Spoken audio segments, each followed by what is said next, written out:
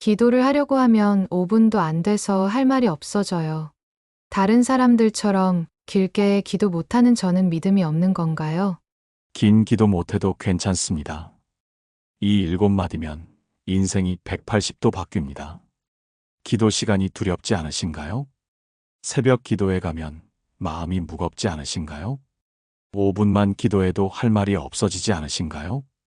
다른 사람들은 30분, 1시간씩 기도하는데 나만 안 되는 것 같지 않으신가요? 나는 믿음이 부족한가? 스스로를 책망한 적이 있으신가요?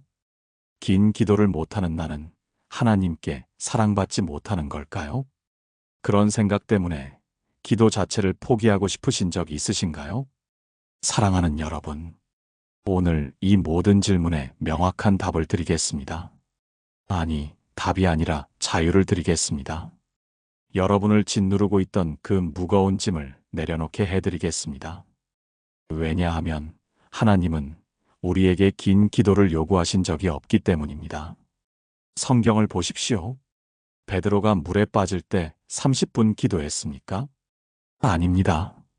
주여 나를 구원하소서 단 7글자였습니다. 세리가 성전에서 1시간 통성 기도했습니까? 아닙니다.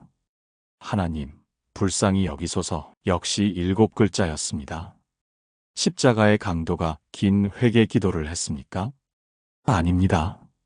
주님, 저를 기억하소서 이 한마디로 낙원에 들어갔습니다. 성경에서 가장 강력한 기도들은 모두 짧았습니다.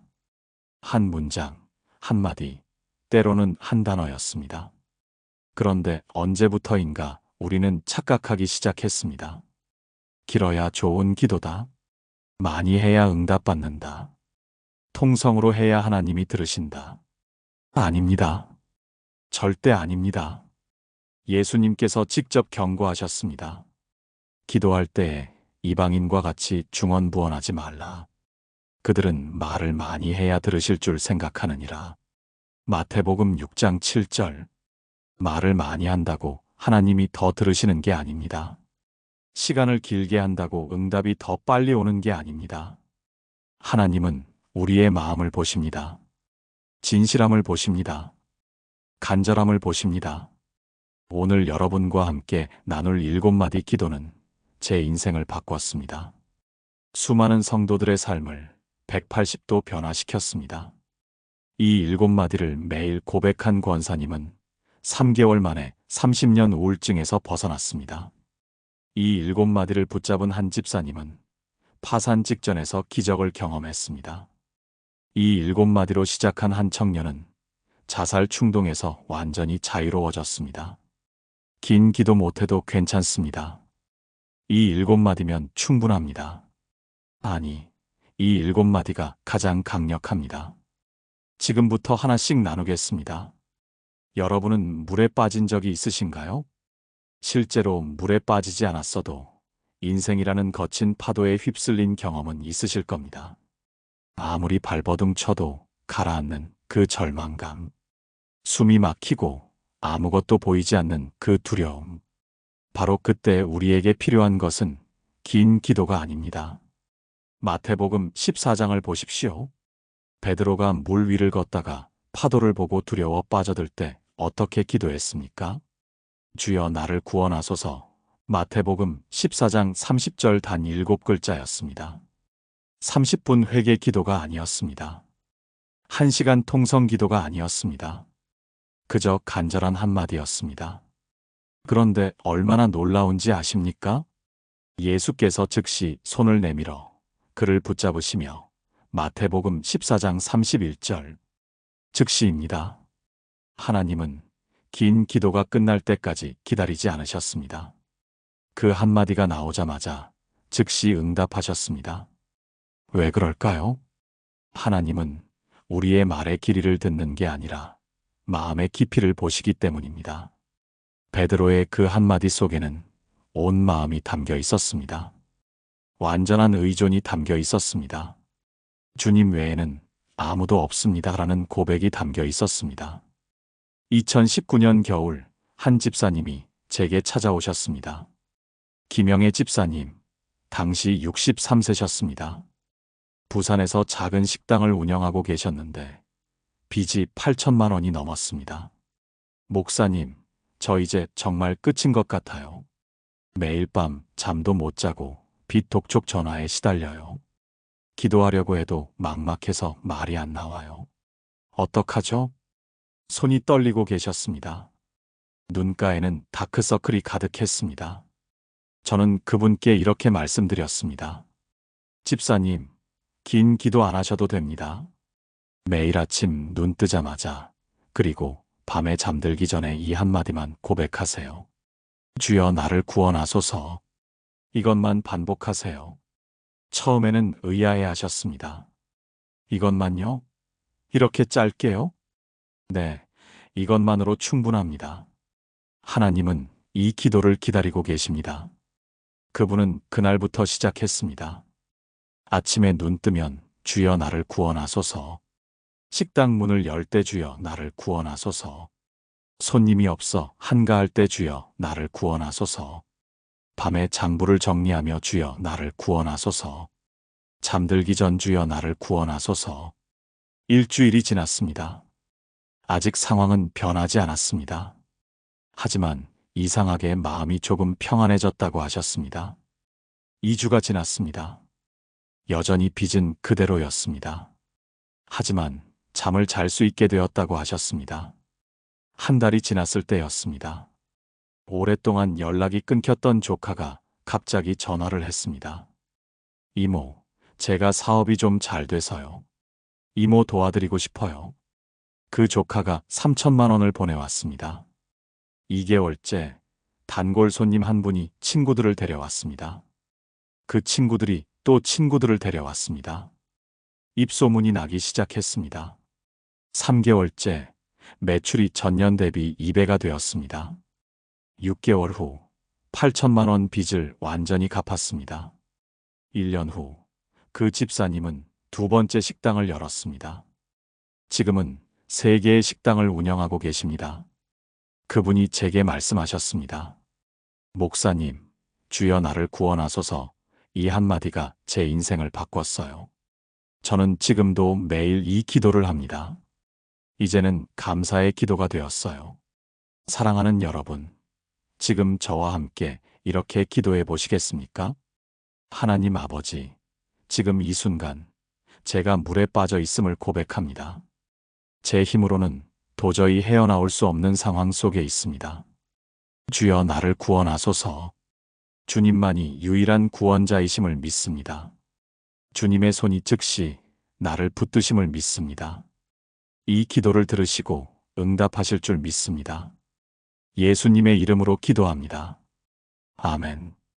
이 한마디를 여러분의 매일 기도로 만드세요. 긴 기도 못해도 괜찮습니다. 이 한마디면 하나님이 즉시 응답하십니다. 죄책감에 짓눌려 본 적 있으신가요? 나 같은 사람이 어떻게 하나님께 기도할 수 있을까 생각해 본 적 있으신가요? 과거의 실수들이 떠올라 기도 자체를 포기하고 싶었던 순간이 있으신가요? 바로 그럴 때 필요한 기도가 있습니다. 누가복음 18장에 나오는 세리의 기도입니다. 하나님이여 불쌍히 여기소서 나는 죄인이로소이다. 누가복음 18장 13절. 이 기도는 한국어로 약 15자 정도입니다. 30초도 안 걸립니다.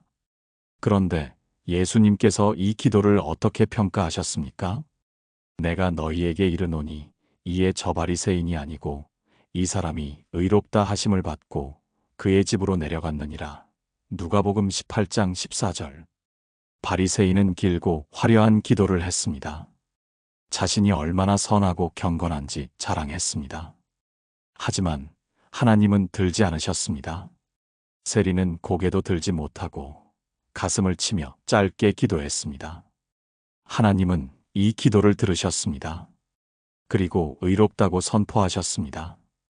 왜 그럴까요? 하나님은 진실한 고백을 원하시기 때문입니다. 화려한 언변이 아니라 부서진 마음을 원하시기 때문입니다. 하나님께서 구하시는 제사는 상한 심령이라 하나님이여 상하고 통회하는 마음을 주께서 멸시하지 아니하시리이다. 시편 51편 17절. 2020년 여름 한 권사님을 만났습니다. 이순자 권사님, 당시 58세셨습니다. 서울에서 평생 교회를 다니셨지만 얼굴에 평안이 없었습니다. 상담을 하다 보니 20년 전 일로 고통받고 계셨습니다. 결혼 전에 낙태를 했던 일이었습니다. 목사님, 저는 살인자예요. 제 손으로 제 아이를 죽였어요. 어떻게 하나님이 저를 용서하시겠어요? 저는 기도할 자격도 없는 사람이에요. 눈물이 멈추지 않았습니다. 20년 동안 그 죄책감을 혼자 짊어지고 살았습니다. 교회는 다녔지만 기도는 못했습니다. 내가 어떻게 감히 하는 생각에 무릎을 꿇을 수가 없었습니다. 저는 그분께 말씀드렸습니다. 권사님, 긴 회개 기도하지 마세요. 그냥 이 한마디만 고백하세요. 하나님, 불쌍히 여기소서. 나는 죄인입니다. 이것만 반복하세요. 이것만으로 용서받을 수 있을까요? 권사님, 세리가 뭐라고 기도했습니까? 바로 이 기도였습니다. 그리고 의롭다 하심을 받았습니다. 그분은 그날부터 시작했습니다. 아침에 일어나면 하나님, 불쌍히 여기소서. 나는 죄인입니다. 출근길에 하나님, 불쌍히 여기소서. 점심시간에 하나님, 불쌍히 여기소서. 처음 일주일은 눈물만 났다고 합니다. 기도할 때마다 20년 전 그날이 떠올랐습니다. 하지만 계속했습니다. 2주째 조금씩 마음이 가벼워지기 시작했습니다. 한 달째 어느 날 새벽 기도 중에 이상한 경험을 했습니다. 하나님, 불쌍히 여기소서라고 기도하는데 갑자기 따뜻한 빛이 마음속에 비춰지는 느낌이 들었습니다. 그리고 음성이 들렸습니다. 내가 내 죄를 사했다. 다시는 기억하지 않겠다. 그날 이후 20년 된 죄책감이 사라졌습니다. 3개월 후 그분의 얼굴이 완전히 달라졌습니다. 웃음이 돌아왔습니다. 평안이 얼굴에 나타났습니다. 6개월 후 그분은 남편에게 과거를 고백했습니다. 남편이 눈물을 흘리며 안아주었습니다. 1년 후 그분은 생명사역에 헌신하기 시작했습니다. 낙태로 고통받는 여성들을 상담하고 위로하는 사역이었습니다. 지금은 30명이 넘는 여성들이 그분을 통해 치유받았습니다. 그분이 제게 말씀하셨습니다. 목사님, 하나님, 불쌍히 여기소서. 이 한마디가 저를 살렸어요. 20년 죄책감에서 자유케 했어요. 이제 저는 매일 감사의 눈물로 이 기도를 드려요. 사랑하는 여러분, 지금 저와 함께 이렇게 기도해 보시겠습니까? 하나님 아버지, 저는 죄인입니다. 제 과거의 모든 잘못과 실수를 고백합니다. 하나님, 불쌍히 여기소서. 제 힘으로는 의로울 수 없음을 고백합니다. 오직 주님의 긍휼하심만이 저를 구원할 수 있습니다. 이 진실한 고백을 받아주시고 용서해 주소서. 상하고 통회하는 이 마음을 멸시하지 않으실 줄 믿습니다. 예수님의 이름으로 기도합니다. 아멘. 과거에 무슨 일이 있었든 괜찮습니다. 이 한마디면 하나님이 용서하십니다. 인생이 내 뜻대로 안 될 때가 있지요. 아무리 계획해도 무너지고 아무리 애써도 안 되는 순간들. 그럴 때 우리는 어떻게 기도해야 할까요? 예수님께서 직접 보여주셨습니다. 겟세마네 동산에서 십자가를 앞두고 드린 기도입니다.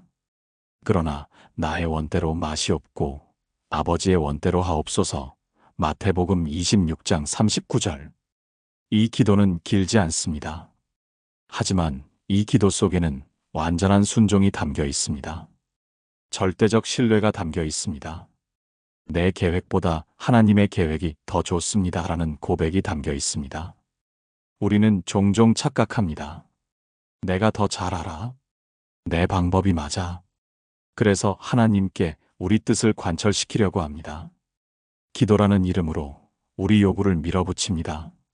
하지만 하나님의 생각은 우리보다 높습니다. 이는 내 생각이 너희의 생각과 다르며 내 길은 너희의 길과 다름이니라. 여호와의 말씀이니라. 이는 하늘이 땅보다 높음같이 내 길은 너희의 길보다 높으며 내 생각은 너희의 생각보다 높음이니라. 이사야 55장 8절에서 9절. 2018년 봄, 한 집사님이 제게 찾아오셨습니다.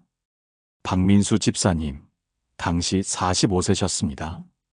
대전에서 IT 회사를 운영하고 계셨는데 큰 프로젝트 입찰에 떨어졌습니다. 회사 운명이 걸린 프로젝트였습니다. 목사님, 저는 1년 동안 이 프로젝트를 위해 기도했어요. 매일 새벽 기도했고 금식도 했어요. 하나님께서 이루어 주실 줄 알았어요. 그런데 떨어졌어요. 왜 그럴까요? 하나님이 제 기도를 안 들으신 걸까요? 분노와 실망이 섞인 목소리였습니다. 이해가 되었습니다. 1년 동안 정성을 다해 기도했는데 응답이 없으니 얼마나 답답하겠습니까? 저는 그분께 말씀드렸습니다.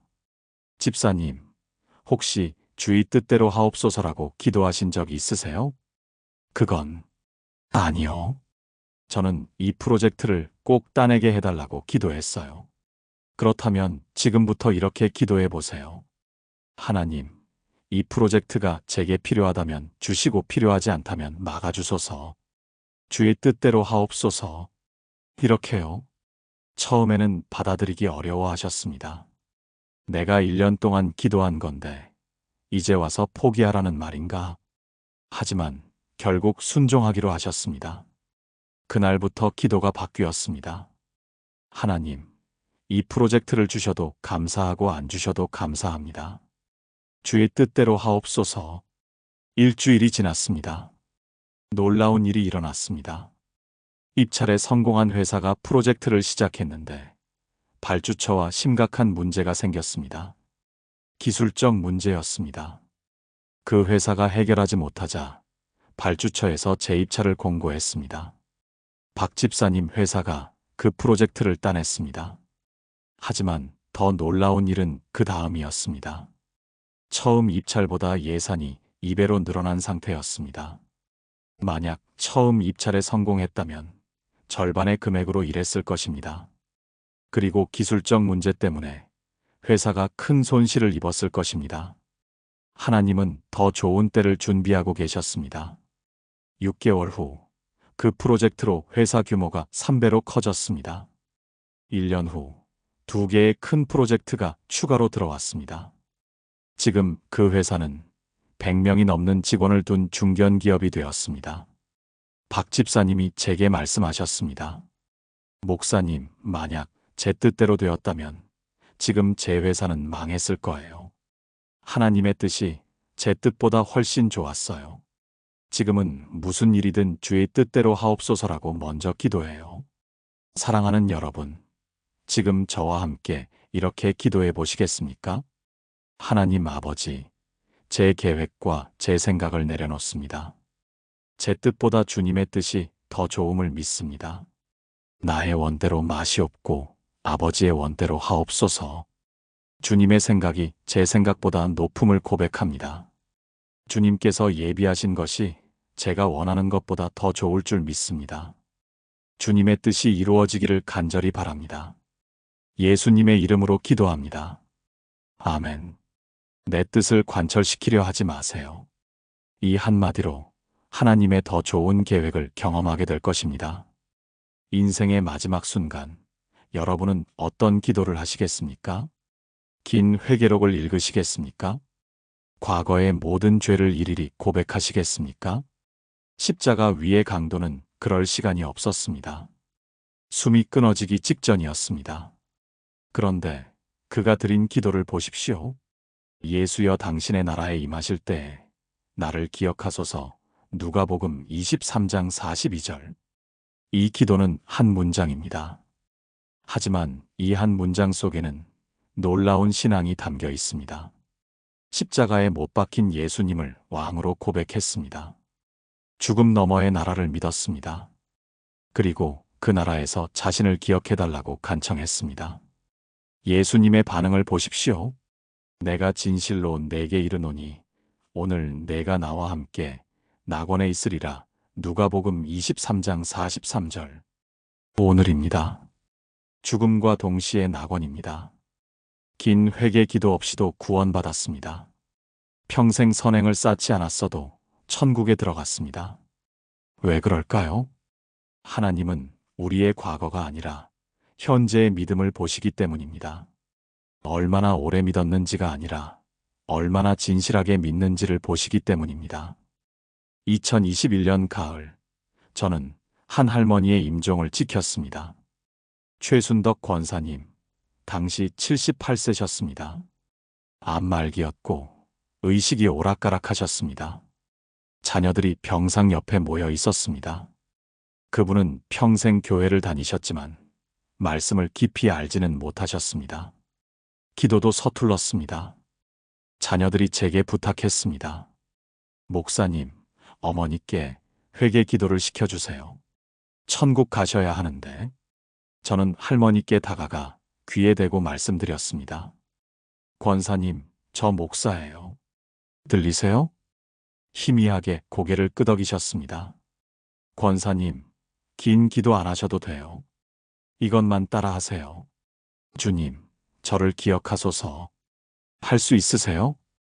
입술이 약하게 움직였습니다. 주님, 저를 기억하소서. 목소리가 거의 들리지 않았습니다. 하지만 분명히 기도하셨습니다. 권사님, 한 번 더 해보세요. 주님, 저를 기억하소서. 주님, 저를 기억하소서. 이번에는 조금 더 또렷했습니다. 그리고 놀라운 일이 일어났습니다. 할머니 얼굴에 평안이 찾아왔습니다. 고통으로 일그러졌던 표정이 부드러워졌습니다. 심지어 미소까지 지으셨습니다. 자녀들이 울기 시작했습니다. 어머니 표정이 너무 편안해졌어요. 30분 후 할머니는 평안히 숨을 거두셨습니다. 마지막 순간까지 평안한 얼굴이었습니다. 장례식 때 큰아들이 제게 말했습니다. 목사님, 어머니가 마지막으로 주님, 저를 기억하소서라고 기도하실 때 저도 따라 기도했어요. 그런데 이상하게 평안이 왔어요. 어머니가 정말 천국에 가신 것 같아요. 그 아들은 그 일을 계기로 교회에 나오기 시작했습니다. 지금은 집사가 되어 열심히 신앙생활하고 있습니다. 목사님, 제가 어머니 임종 때 배운 그 기도를 매일 드려요. 주님, 저를 기억하소서. 이 기도를 하면 제가 하나님의 자녀라는 확신이 생겨요. 사랑하는 여러분, 지금 저와 함께 이렇게 기도해 보시겠습니까? 사랑의 주님, 제가 누구인지 아십니다. 제 과거의 모든 실수와 연약함을 아십니다. 그럼에도 불구하고 간구합니다. 주님, 저를 기억하소서. 주님의 나라에 임하실 때 저를 기억하소서. 주님의 자녀로 저를 기억하소서. 오늘 저와 함께 낙원에 계실 줄 믿습니다. 예수님의 이름으로 기도합니다. 아멘. 과거가 어떻든 지금 이 기도를 드리십시오. 하나님은 여러분을 기억하고 계십니다. 사랑을 표현하는 것이 어려우신가요? 특히 하나님께 사랑한다고 말하는 것이 쑥스러우신가요? 내가 무슨 자격으로 하는 생각이 드신가요? 하지만 하나님은 우리의 사랑 고백을 기다리고 계십니다. 요한복음 21장을 보십시오. 예수님께서 부활하신 후 베드로에게 3번 물으셨습니다. 내가 나를 사랑하느냐? 요한복음 21장 15절, 16절, 17절. 베드로는 3번 대답했습니다. 주님, 그러하나이다. 내가 주를 사랑하는 줄 주께서 아시나이다. 이 대답은 길지 않습니다. 하지만 이 고백 후에 베드로의 인생이 완전히 바뀌었습니다. 예수님께서 사명을 주셨습니다. 내 양을 먹이라. 사랑의 고백이 사명으로 연결되었습니다. 우리도 마찬가지입니다. 하나님께 사랑합니다라고 고백할 때 우리 삶에 새로운 능력이 임합니다. 새로운 방향이 생깁니다.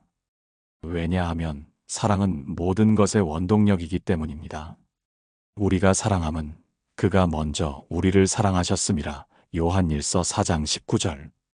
2022년 봄, 한 청년이 제게 찾아왔습니다.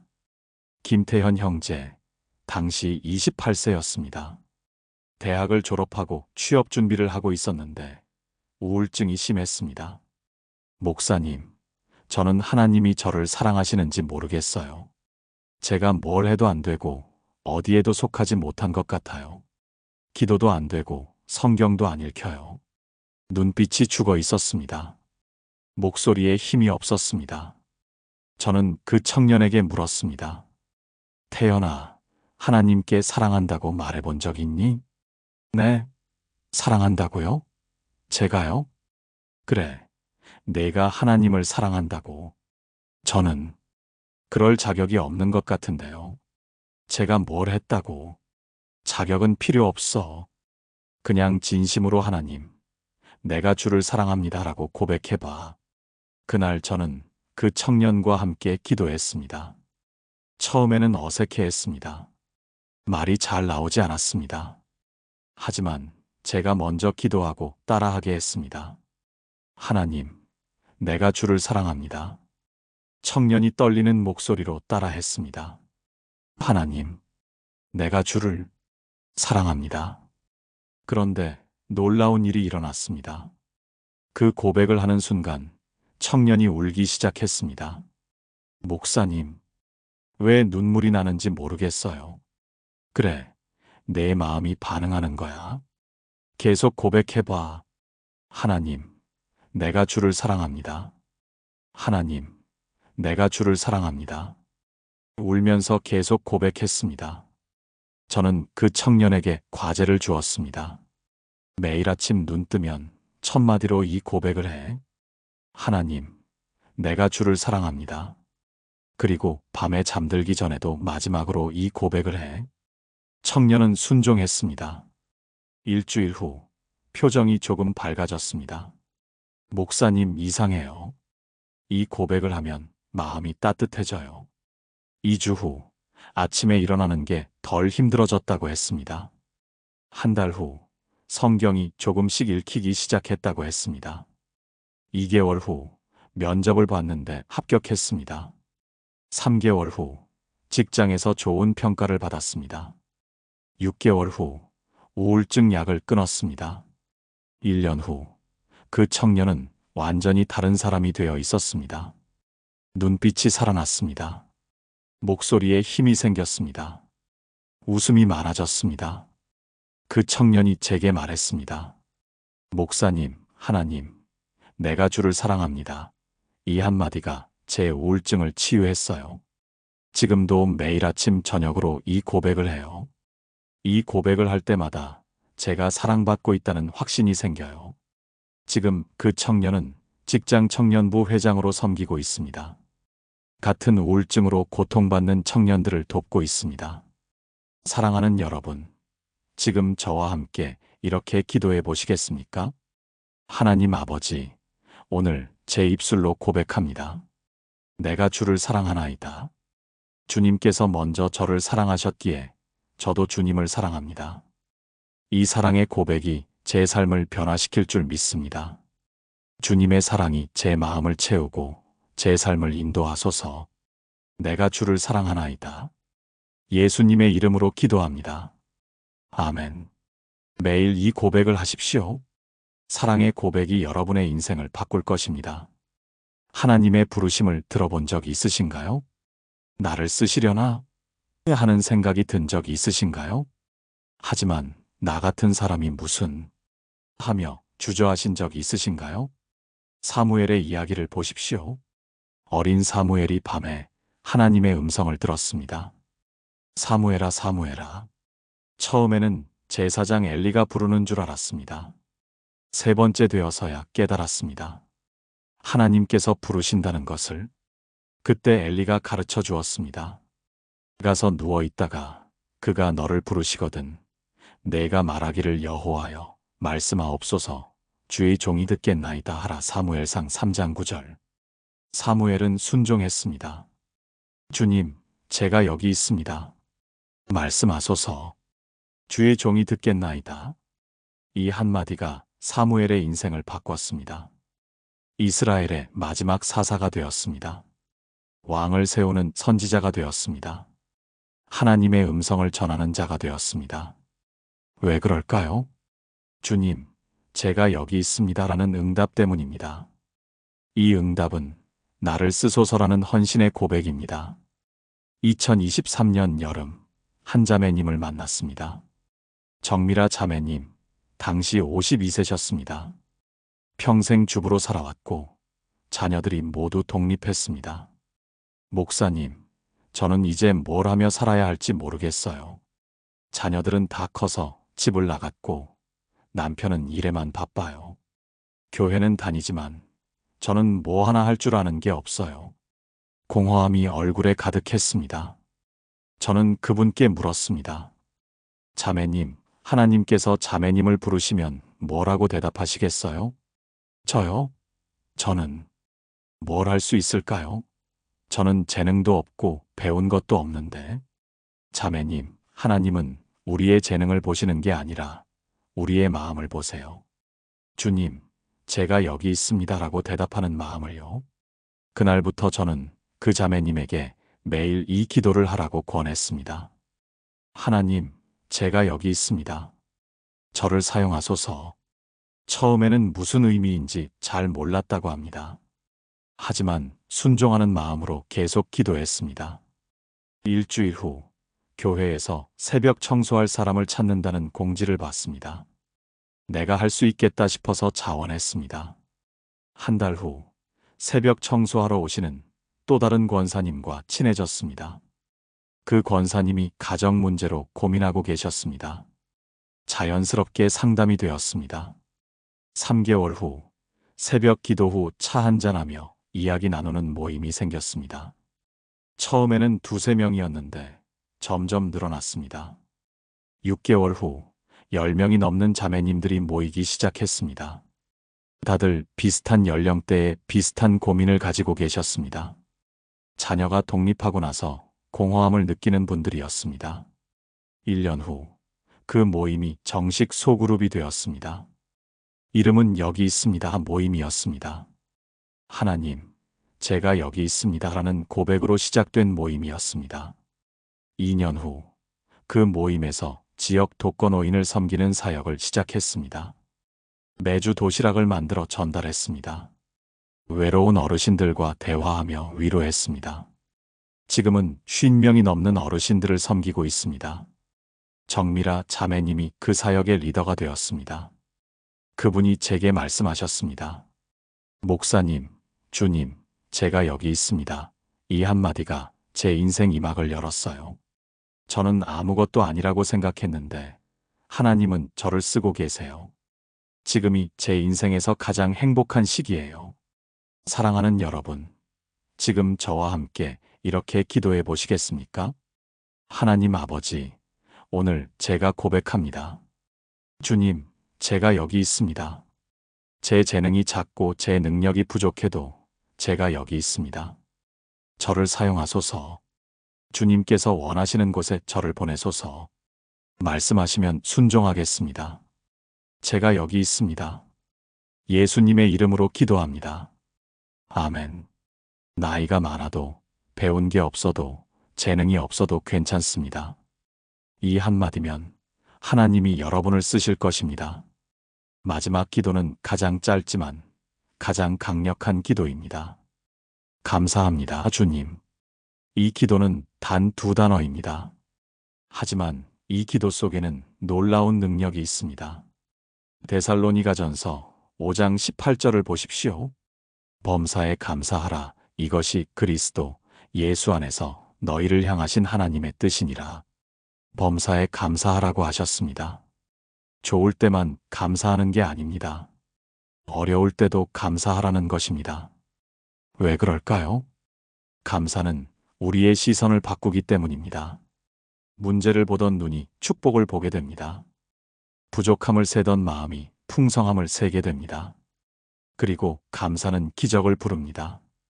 감사함으로 그의 문에 들어가며 찬송함으로 그의 궁정에 들어가서 그에게 감사하며 그의 이름을 송축할지어다. 시편 100편 4절. 감사가 하나님의 문을 여는 열쇠입니다. 2024년 초 한 집사님이 제게 찾아왔습니다. 이광수 집사님, 당시 61세셨습니다. 사업이 완전히 망했고 빚이 2억이 넘었습니다. 건강도 나빠져서 당뇨와 고혈압으로 고생하고 계셨습니다. 목사님, 제 인생이 끝났어요. 이 나이에 빚더미에 앉아서 어떻게 살아야 할지. 하나님이 저를 버리신 것 같아요. 절망이 가득한 목소리였습니다. 저는 그분께 황당한 제안을 했습니다. 집사님, 지금부터 감사 기도를 하세요. 네, 감사요? 제가 뭘 감사해요? 사업도 망하고 빚도 있고 몸도 아픈데 뭘 감사하라는 거예요? 집사님, 그래도 감사할 게 있어요. 숨 쉴 수 있는 것, 볼 수 있는 것, 걸을 수 있는 것. 작은 것부터 감사하세요. 매일 아침 눈 뜨면 감사합니다. 주님, 이것만 고백하세요. 처음에는 거부감이 있었습니다. 억지로 감사하는 게 위선 같았습니다. 하지만 결국 순종하기로 했습니다. 아침에 눈 뜨면 감사합니다, 주님. 오늘도 숨 쉴 수 있게 하셔서 밥을 먹으며 감사합니다, 주님. 이 음식을 주셔서 걸을 때마다 감사합니다, 주님. 두 다리를 주셔서 처음 일주일은 기계적으로 했습니다. 마음이 없었습니다. 하지만 계속했습니다. 2주째 조금씩 변화가 생기기 시작했습니다. 감사한다고 말하다 보니 정말 감사한 마음이 생겼습니다. 한 달째 감사할 거리가 보이기 시작했습니다. 사업은 망했지만 가족은 건강했습니다. 빚은 있지만 집은 있었습니다. 몸은 아프지만 치료받을 수 있었습니다. 2개월째 놀라운 일이 일어났습니다. 20년 전 함께 일했던 동업자가 연락을 해왔습니다. 형님, 그때 제가 먼저 나가서 미안했어요. 그런데 제가 지금 사업을 하는데 형님 같은 분이 필요해요. 같이 하실래요? 새로운 기회가 생겼습니다. 3개월째 새 사업이 시작되었습니다. 6개월 후 수익이 나기 시작했습니다. 1년 후 빚의 절반을 갚았습니다. 그리고 더 놀라운 일이 일어났습니다. 당뇨 수치가 정상으로 돌아왔습니다.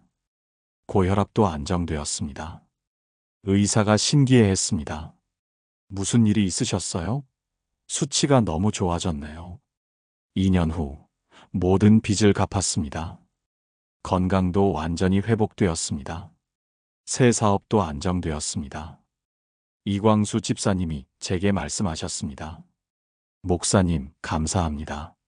주님 이 한마디가 제 인생을 역전시켰어요. 처음에는 억지로 했는데 감사하다 보니 정말 감사할 일들이 생기더라고요. 지금도 하루에 100번도 넘게 감사합니다. 주님이라고 말해요. 지금 그 집사님은 감사 간증을 다니며 많은 분들에게 희망을 전하고 있습니다.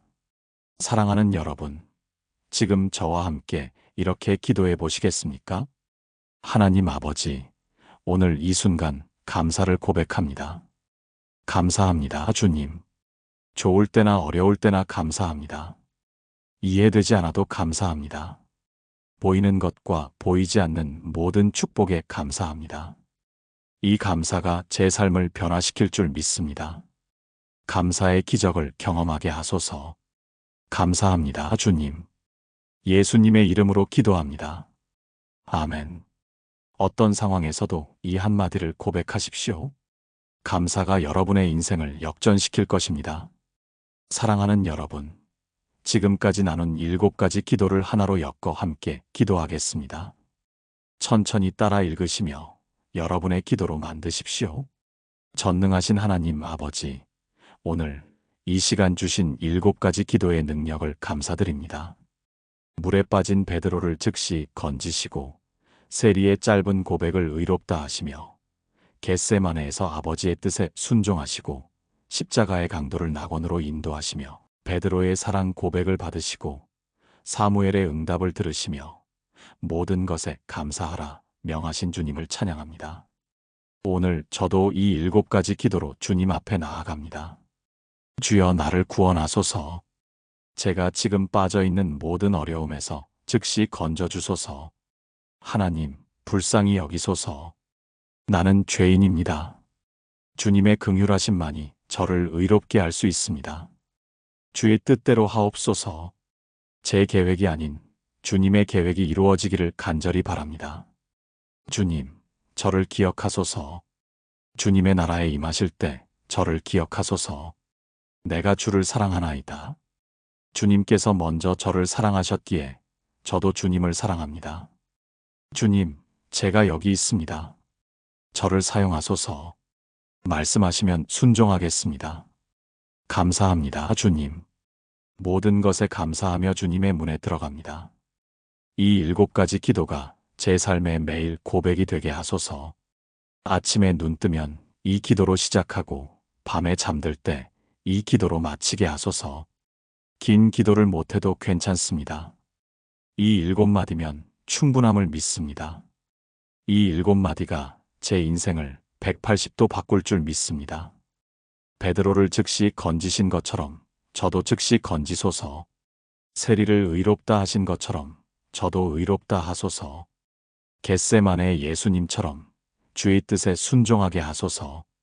십자가의 강도를 낙원으로 인도하신 것처럼 저도 인도하소서.